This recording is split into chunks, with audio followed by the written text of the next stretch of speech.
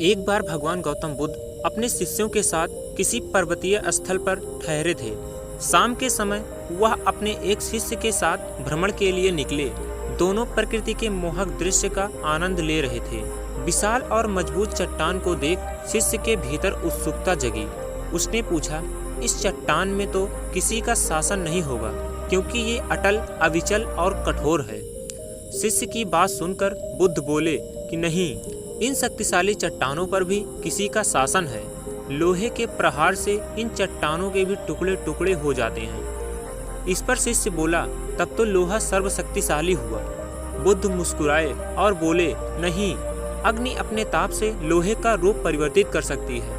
उन्हें धैर्यपूर्वक सुन रहा शिष्य बोला, इसका मतलब अग्नि सबसे शक्तिशाली है। बुद्ध ने फिर उसी भाव में उत्तर दिया, नहीं, जल अग्नि की उष्णता को शीतलता में परिवर्तित कर देता है तथा अग्नि को शांत कर देता है। शिष्य कुछ सोचने लग गया।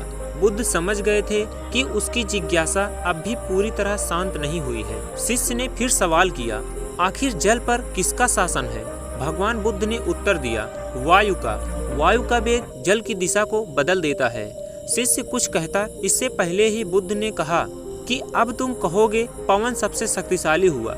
नहीं, पवन सबसे शक्तिशाली नहीं है। सबसे शक्तिशाली है मनुष्य की संकल्प शक्ति, क्योंकि इसी से पृथ्वी, जल, वायु, अग्नि इत्यादि को नियंत्रित किया जा सकता है। जीवन में कोई भी महत्वपूर्ण कार्य संकल्प शक्ति के बगैर असंभव है। इसलिए अपने भीतर संकल्प शक्ति का विकास करें।